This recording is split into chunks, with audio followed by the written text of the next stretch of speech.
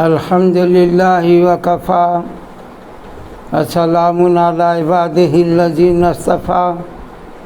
اما بعد اعوذ باللہ من الشیطان الرجیم بسم اللہ الرحمن الرحیم واما من اوتی کتابہ بیمینہ فسوف یحاسب حسابا یسیرا وینقلب الی اہلہ مسرورا۔ معزز سامعین کرام، آج رمضان المبارک کا 16واں روزہ چل رہا ہے اور انشاءاللہ آگے کی مجلس کے دن تک ہم آخری عشرے میں پہنچ جائیں گے۔ میں نے بتایا تھا کہ ایک عشرہ رحمت کا ہے، 10 دن کا، پہلا 10 دن کا روزہ رحمت ہے اور پھر اس کے بعد 10 دن سے لے کے 20 دن تک یہ جو ہے مغفرت کے لیے ہے۔ اللہ پاک نے انسانوں کو پیدا کیا، انسان خطا اور نسیان سے اس کی بناوٹ ہے، اس لیے بھول ہو جانا، غلط کر دینا تو یہ اس کی سرشت میں ہے۔ اس لیے اللہ پاک نے توبہ کرنے کا، معافی مانگنے کا، اعتراف جرم کا راستہ بنا دیا ہے۔ اللہ تعالیٰ سے مغفرت کب تک چاہنے کا ٹائم ہے تو بتایا کہ جب تک پورب سے مشرق سے سورج نکلتا ہے اور پچھم میں ڈوبتا ہے تب تک سمجھو توبہ کا دروازہ کھلا ہوا ہے، اور ہر گناہوں سے ہی نہیں بلکہ کفر و شرک سے بھی مغفرت چاہے گا تو اللہ پاک اس کو بھی معاف کرے گا۔ تو میرے بھائیوں اور محترم بزرگوں، اگر کفر و شرک سے کوئی توبہ کرتا ہے تو اس کا پچھلا سارا گناہ معاف کر دیا جاتا ہے۔ الاسلام یادم ما کان قبلہ،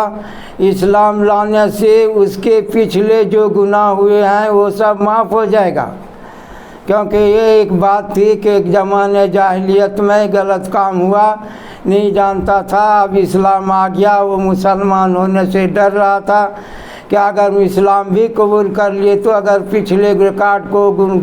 غلطیوں کو اوپر پکڑ کیا گیا تو ہم تو پھر بھی پکڑے جائیں گے۔ تو اس لیے بتایا الاسلام تہدم ما کان قبلہ، کہ اسلام لانے سے پہلے جو کچھ گناہ کیا تھا اللہ اس کو معاف کر دے گا، بلکہ اللہ پاک تو وہ جائز سمجھے کہ گناہوں کو نیکیوں سے بھی بدلنے کا لائن رکھا ہے۔ تو یہ رمضان المبارک کا یہ 10 دن کا اللہ کی طرف سے مغفرت کا لائن دینا، اس کا انتظام کرنا اس کی بہت بڑی نعمت ہے۔ اس لیے جو ہے ہمیں کثرت سے استغفار کرنا چاہیے۔ قیامت کے میدان میں جب انسان پہنچے گا تو اس کو کتاب، ہر آدمی کا کتاب بن رہا ہے۔ زندگی میں بن جائے سمجھے معصوم ہے، اور شروع میں معصوم ہے، پھر اس کے بعد مکلف ہے، پھر اس کے بعد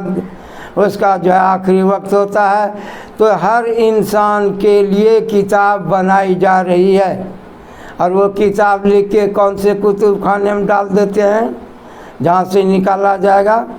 تو قرآن بتاتا فی ہونے کا کتابیں یلقاہ منصورہ، کہ تمہارے گردن میں وہ کتاب لکھ کے رکھے ہیں جس کا نام، جس کو کرامن کاتبین لکھا ہے، جس کو ہم نام اعمال کہتے ہیں،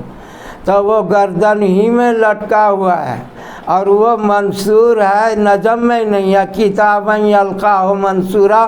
ایسی کتاب جو نثر میں ہوگا، منظم میں نہیں ہوگا، وہ آپ کو ملے گا۔ تو جس کو دائنے ہاتھ میں وہ نام اعمال کتاب دے دیا گیا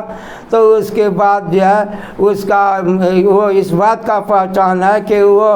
اس سے حساب یسیر لیا جائے گا، آسانی کا حساب لیا جائے گا۔ عائشہ رضی اللہ تعالیٰ عنہ فرماتی ہیں کہ حضور صلی اللہ علیہ وسلم نے فرمایا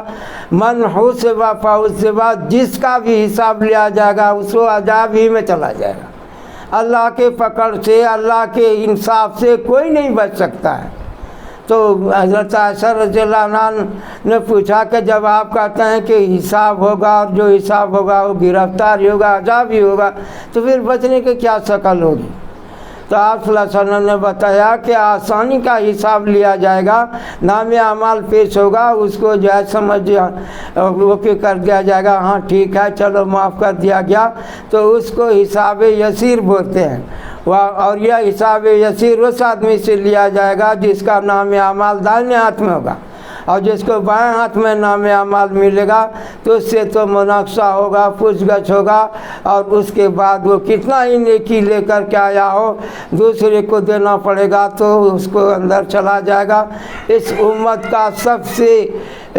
مسکین محتاج آدمی کون ہے؟ حضور صلی اللہ علیہ وسلم نے پوچھا تو آپ صلی اللہ علیہ وسلم نے بتایا کہ اس امت کا سب سے مسکین اور غریب آدمی وہ ہے، غریب وہ ہے جس کے ہاں سمجھے کہ سال بھر کے کھانا کا نہ ہو، اس کو غریب کہتے ہیں، اور مسکین اس کو کہتے ہیں جو وقت دو وقت کا بھی ٹھکانا نہیں، تو اس کو مسکین کہتے ہیں۔ تو مسکین جو ہے کس کو کہتے ہیں اس امت کا مسکین؟ تو بتایا کہ اتنی نیکی لایا ہوگا کہ پہاڑ دب جائے گا اس کے نیکی کے وزن سے، لیکن دوسرے کو گالی دیا ہوگا، دوسرے کا ناحق ستایا ہوگا، جو کوئی غلط کام میں ملوث ہوگا سب کو اس کا بدلہ دیا جائے گا، دیتے دیتے اس کی نیکیاں ختم ہو جائے گی، یہاں تک کہ دوسرے کی برائی جو اس کے سر پہ ڈالا جائے گا نیکیوں کے بدلے میں، اور وہ شخص جہنم میں بھیج دیا جائے گا۔ تو اس امت کا سب سے گھٹیا درجے کا مسکین آدمی وہ ہے کہ نیکی تو بہت کیا لیکن احتیاط نہیں کرتا، حساب نہیں کرتا کہ اس کا نقصان کیا ہوگا، اسی لیے جو ہے سمجھیے کہ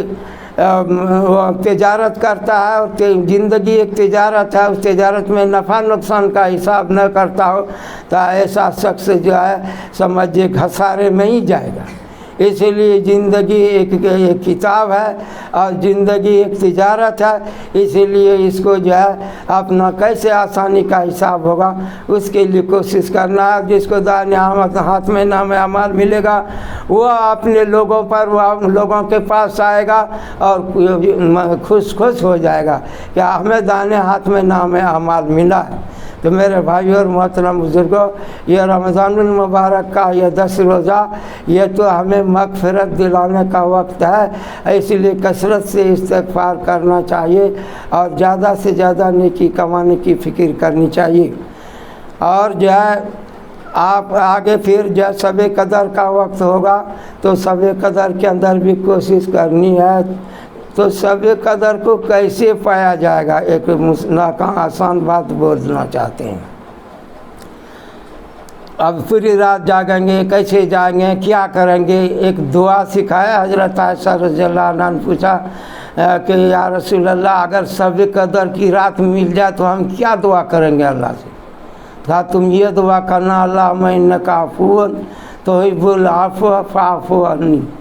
کہ اللہ تو سراپا معاف ہے اور تو معافی کو پسند کرتا ہے، اس لیے مجھے معاف کر دیجئے۔ یہاں فاعف عنی بتایا، عفو کا معنی ہوتا ہے کہ بالکل ہی ختم ہو جائے، اس کا ثبوت نہ ہو۔ جو گناہ کیا زمین میں ثبوت نہیں، کتاب میں ثبوت نہیں، فرشتہ گواہ نہیں، آپ صلی اللہ علیہ وسلم بھی خلاف نہیں، اللہ مالک ہے، اس کو معاف کر دیا، کہیں نام و نشان نہیں، اس کو عفو کہتے ہیں۔ اس لیے کہا اللہم انک عفو تحب العفو فاعف عنی، دعا کرنی چاہیے۔ تو ہر روز آپ کا پڑھ سکتے ہیں، مغربی سال پورا سال پڑھ لے تو امید ہے کہ وہ آدمی کامیاب ہو ہی جائے گا۔ جہاں ہم شب قدر میں دعا کیے ہیں تو مغرب کی نماز اور عشاء کی نماز اور تراویح کی نماز اگر کسی نے صحیح ڈھنگ سے جماعت سے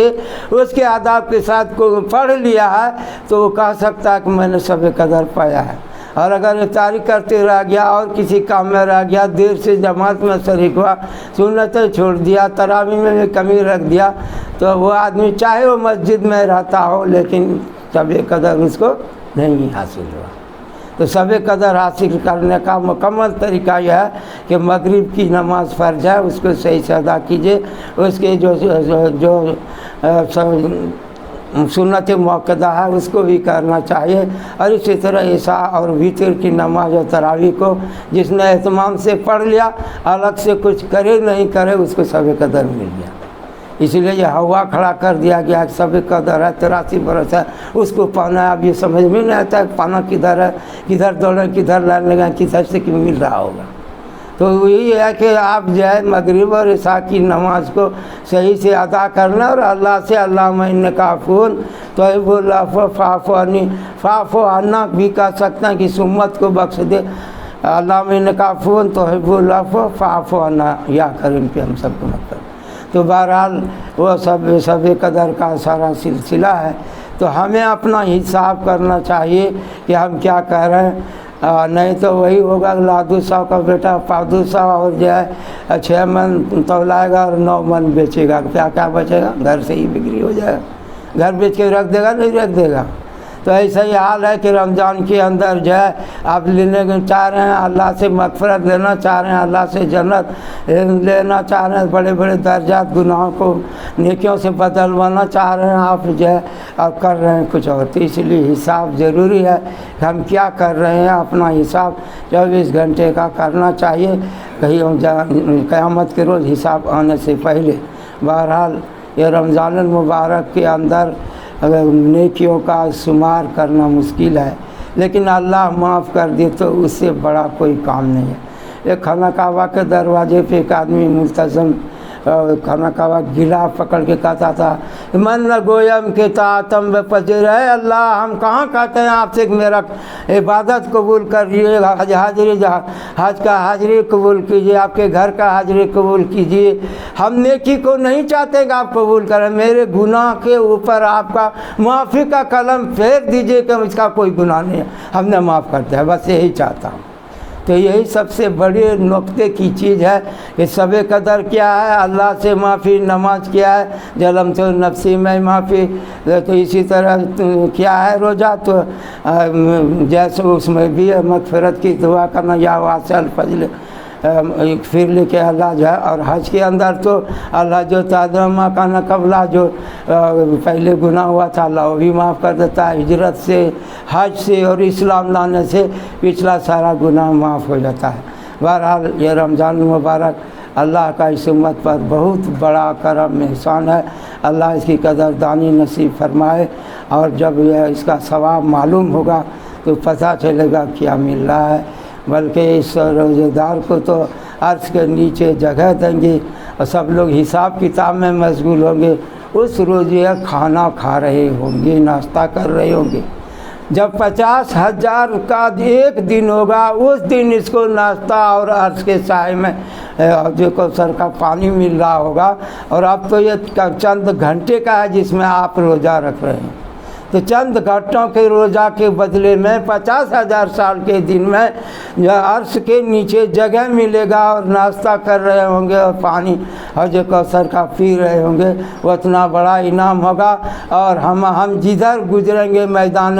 محشر میں تو ہمارے منہ سے مسک کی خوشبو پہنچتی ہوگی، سب لوگ جان جائیں گے کہ یہ محمد الرسول اللہ صلی اللہ علیہ وسلم کی امت کا آدمی ہے، رمضان المبارک کا روزہ رکھا، دیکھو اس کے منہ سے مسک کی خوشبو آ رہی ہے، اور ہمارے دونوں پیر اور دونوں ہاتھ اور چہرہ کے اندر سے نور نکل رہا ہوگا۔ حضور صلی اللہ علیہ وسلم سے صحابہ نے پوچھا کہ یا رسول اللہ قیامت میں اولین و آخرین کے سارے لوگ جمع ہوں گے، وہ اتنے لوگوں میں آپ اپنے لوگوں کو کیسے پہچان پائیں گے جنہیں آپ حوض کوثر سے پانی پلائیں گے؟